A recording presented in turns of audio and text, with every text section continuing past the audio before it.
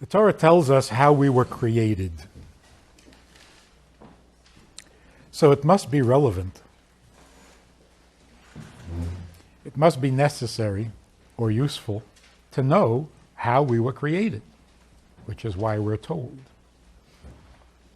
So what are we told? We are told that man was created from dust, and the woman was created from the man. Or in simple terms, the man was created out of nothing, and the woman was created out of a living human being. It seems like that makes a huge difference. Because your origins, where you come from, has a huge influence on your personality, your psyche. So, getting right to the point, the male psyche has a memory of having been nothing.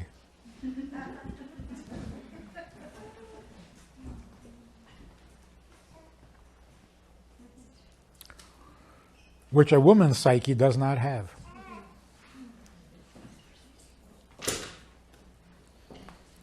And that's why men have a legitimate, healthy fear of turning out to be nothing.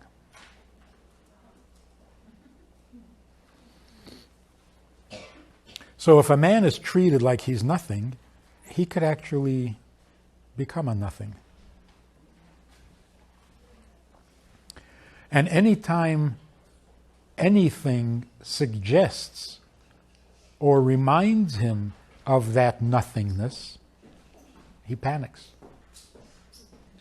His survival is at stake. Of course, his mental, psychic survival. And that's why men have a very fragile ego.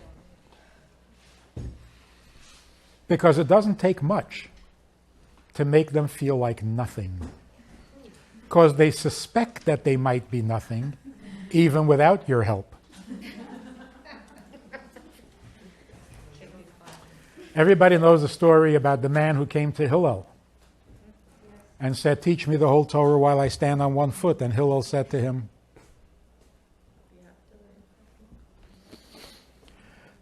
"What is hateful to you, do not do to others." Now let me tell you the rest of that story. Hillel was not giving him a vague, open-ended message that needs to be interpreted. What is hateful to you, don't do to others. You hate chocolate? Don't let anybody eat chocolate. That's not what it means.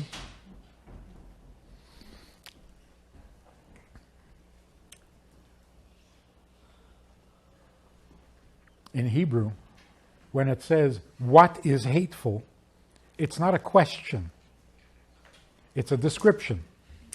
That thing, you know what I'm talking about, that thing that you hate, don't do it to others. What is that thing?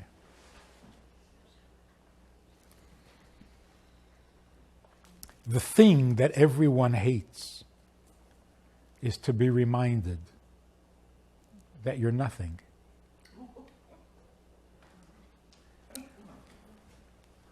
It's a male thing.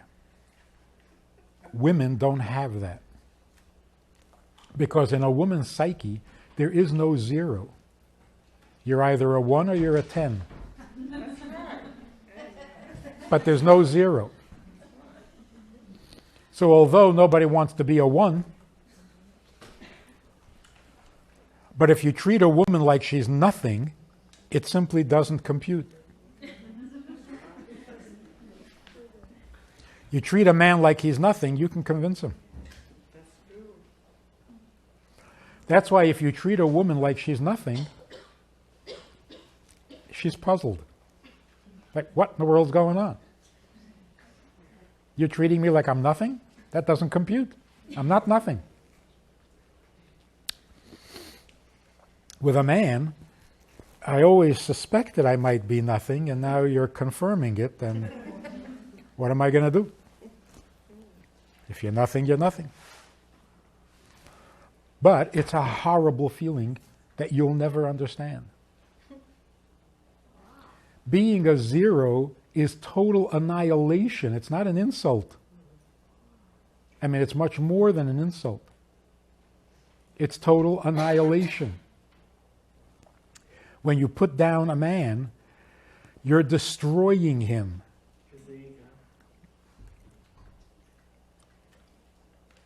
That's why men are so sensitive to criticism. Because every criticism reminds them of the ultimate criticism. So you say to a guy, you know, you're not so tall. So, okay, here goes. I know where this is leading.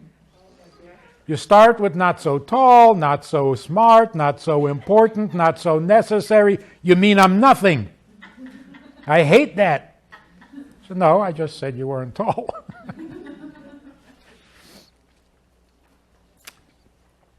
So that's why men can't tolerate any criticism. See, this suspicion that men live with haunts them. It's not a conscious thought, but it's always there. That's called haunted. Men are haunted by this fear. It's a demon or a monster in their closet. And we spend a lot of time and a lot of energy keeping that closet closed. So it's very common that men will overcompensate to keep that door closed. So the whole macho thing and the whole bravado thing, it's basically to hide the fact that we're not less than you think we are, but that we're actually nothing at all.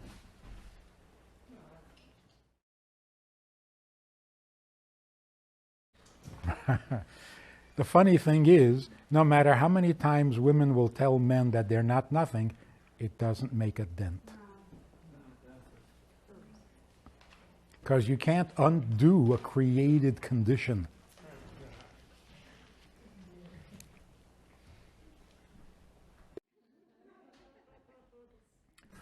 See, that's why men have this thing. We have this obsession, this fascination with anything that goes from 0 to 60. Or 0 to 30. 20? As long as it goes from 0 to something, that's for us. So a boy comes home from school and says, everybody hates me and everybody's picking on me. That's very different than if your daughter comes home and says, nobody loves me. Because when your daughter comes home and says, nobody loves me, she's like wondering how come. When your son comes home and says, nobody loves me, he knows why.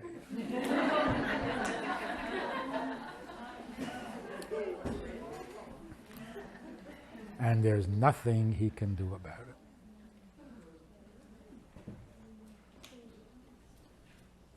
The proof that all of this is true, if you need any proof,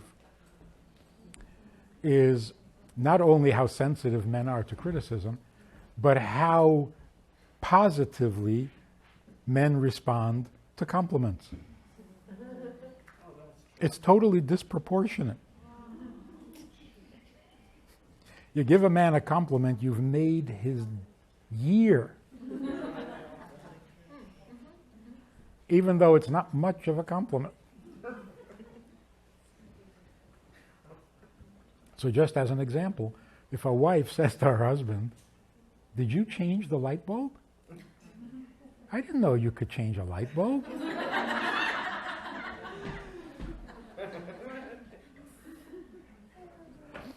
Every husband will say, oh, stop it, anybody can change a light bulb. But you've made his day. He goes off to work feeling like $1 million.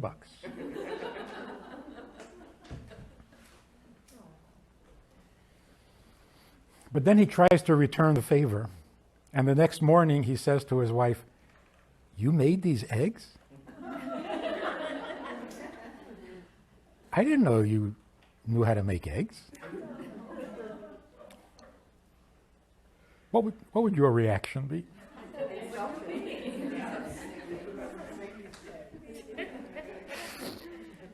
You wouldn't feel like $1 million for the rest of the day. You'd think, my God, what did I marry?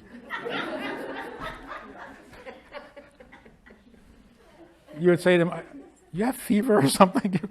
Are you feeling well? And then you won't make him eggs the next day.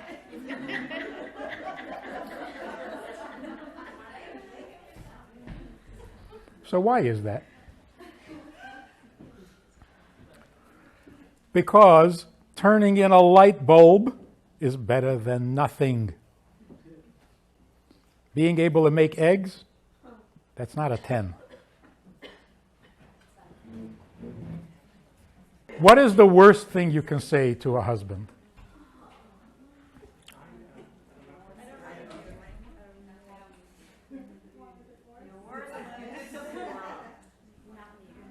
Mm-hmm.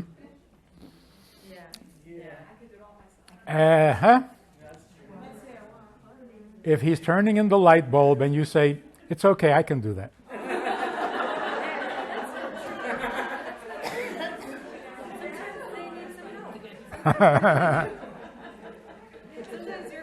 It's like, oh, so you don't need me to turn in the light bulb. And you don't need me, do you? I'm totally useless. And to make matters worse, this has been our predicament for 5,700 years. In the last 70 years, you've made it so much worse because you really don't need us. Feminism has completely destroyed whatever hope we had left.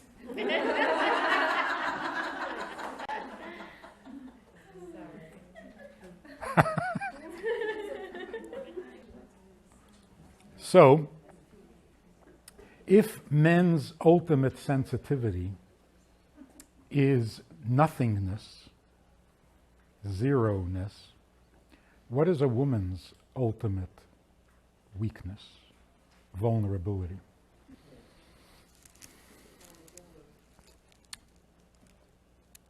If a man was created from dust, his biggest fear is that he will be reduced back to dust. If you're created from a man, your biggest fear is disappearing into a man. I totally agree.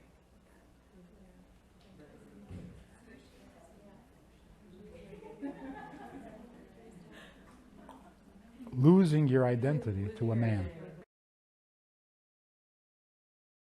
So the Gemara says that a man should honor his wife more than himself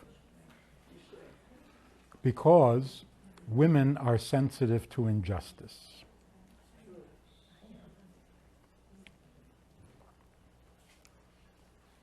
The Gemara doesn't just make idle observations. I mean, who's not sensitive to injustice? Who wants to be treated unjustly? What it's saying is this: where men can't tolerate abuse because it makes them feel like nothing, a woman won't tolerate abuse because she can't take injustice. If a woman is not treated the way she thinks she deserves to be treated, she can't stand it. The injustice of it. Not the threat. She's not threatened, she's outraged.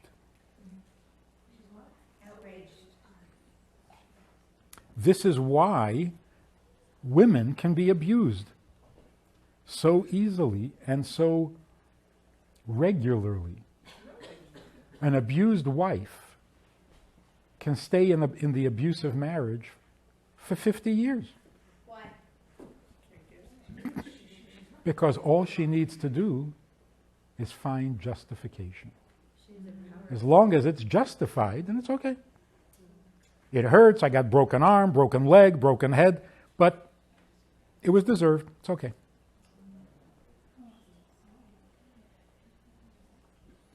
How could she justify the abuse? Well, obviously it's irrational. But as long as she can find justification, it's like, he broke my arm, but that's because I scratched the car. And she's willing to stay. And everybody else is thinking, you out of your mind? The man broke your arm. She says, yeah, but it's because I scratched the car.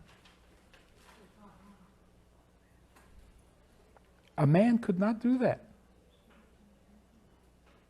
Because he doesn't react with outrage, he reacts with fear of annihilation. He's got to save his life and get out of there. Whereas the woman doesn't feel like her existence is in danger.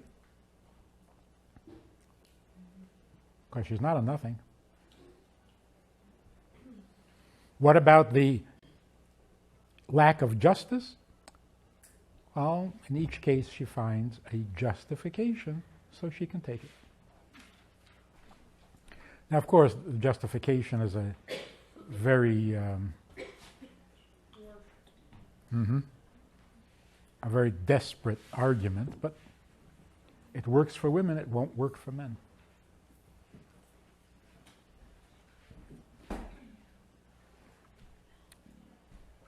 This is why a man needs to accomplish.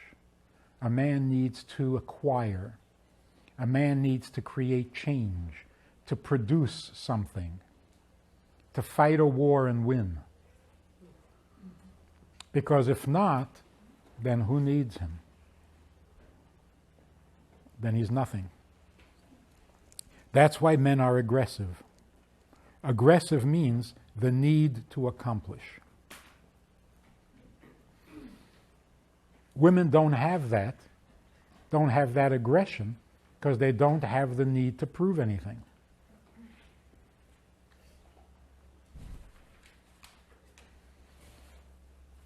Instead, women are nurturers. Nurturing means I don't need to acquire anything. Just let me keep what I have. Let me be me. So the woman who goes out to work in order to feed her family, she's not trying to acquire anything. She's simply maintaining what's hers. That's called nurturing. This is also why men thrive on bad news. Because if there's something bad and I can fix it, that will prove that I'm useful. If nothing bad is happening, then... So if there's no war going on, let's start one.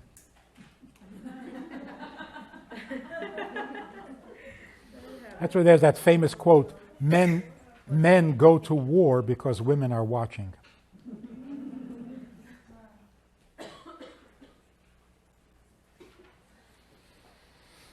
Women, on the other hand, thrive when there's no war. When everything is good. Men don't understand that. Like, what are you so happy about? Nothing's happening. What do you mean nothing's happening? I'm me, you're you, we have this house, have our kids. Yeah, but nothing's happening. What are you so happy about? So we don't really know, we meaning men, we don't really know what it's like to be content. We're puzzled by your contentment. A man spends a year building a house, and they finally move in. And the wife says, "This is so nice." And the husband says, Yeah, but that side room needs... Oh, shut up. It's nice. We have a house. Let's live in it. Yeah, but I think maybe we should add another. Let go. Be content. Can't afford it. Now that the house is done, now you don't need me anymore. So I got to find something wrong with the house that I can still fix. Because I got to stay employed, understand? I need a job. What is it when a man says, I'm so useless? Hello? Hello? I feel so useless.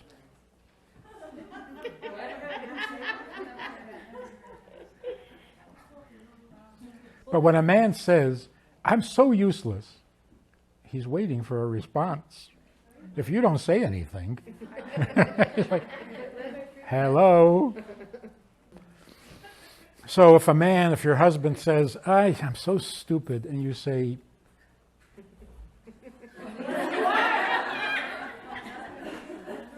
yeah, I noticed. Not every statement needs a comment. But don't expect him to appreciate your agreement. Finally we agree on something.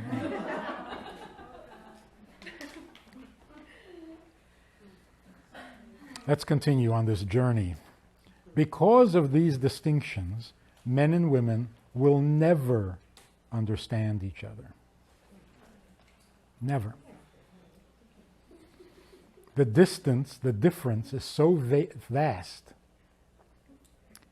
It is so much a part of the man's psyche, and it is so unfamiliar to women that no matter how much we talk about it, you don't get it. We're a different species. In modern language, men evolved from dust. Women evolved from a human being. Different species. That's why men and women will never get along. Men and women are not even good for each other.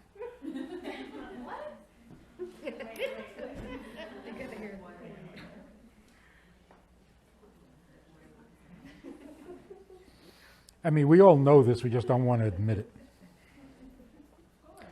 A woman who has a man in her life is miserable.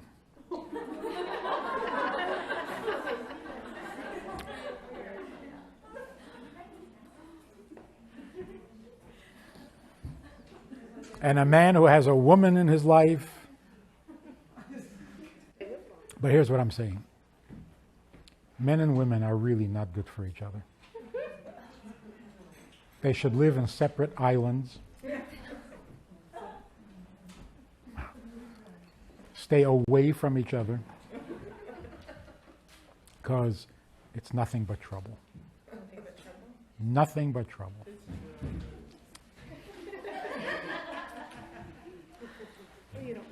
That's why God created marriage. Because marriage means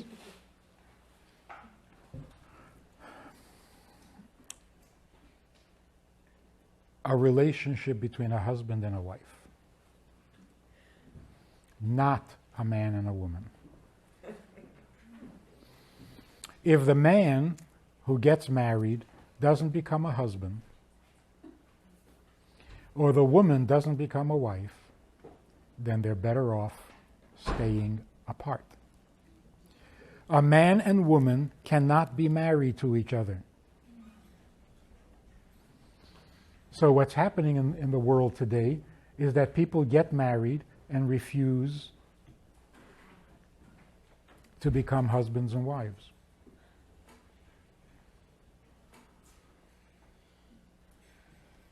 And that has become so accepted, or so acceptable, that if your husband is misbehaving, you're told.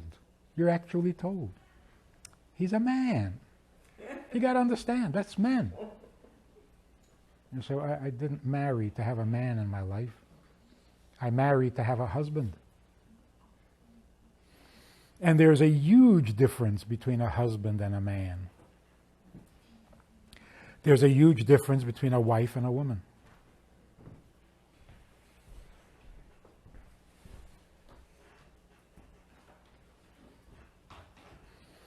The difference is so huge that we don't want to make the change.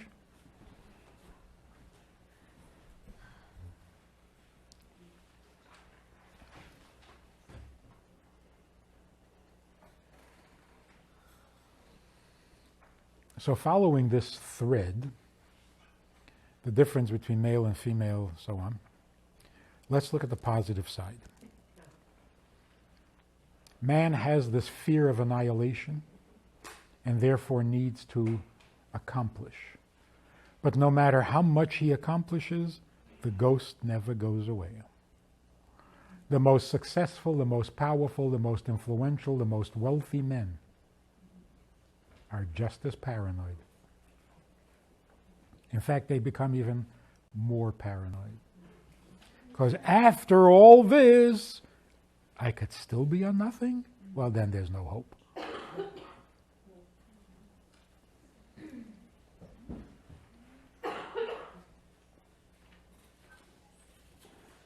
The positive side of that is that because men feel like there's a nothingness to them, they are motivated and driven to give. When they feel like they're giving something, they feel their existence is justified. So men need to be givers. Mashpia. A man marries a woman. The man is the breadwinner. The man is responsible. The man builds his home.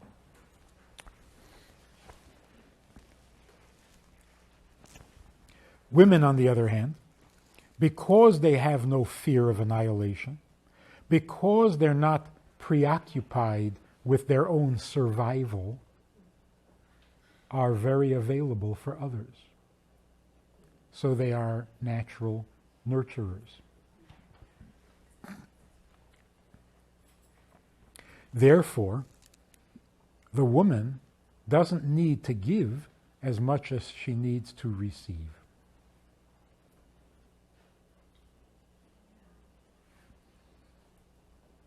Because nurturing means confirming what is. So where a man needs a compliment that shows that he accomplished something, a woman needs appreciation, which shows that she is noticed.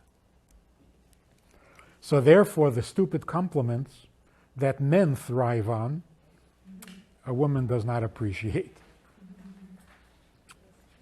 So if the husband says, "I didn't know you could make eggs," What if he said the eggs are really good? not helpful. But if he simply said, "Thank you," appreciation, not compliments. Of course, anybody would like a compliment, but you don't live for it. And the lack of compliment is not going to devastate you, but being taken for granted will. So not being appreciated, that goes against the grain. Because how can you treat a something as if it were a nothing? So I made you eggs. That's nothing? You just ignore it? It's not right. So women are nurturers, and therefore they are receptive, and men are aggressive, need to accomplish something to validate their existence, and that's why they are the givers.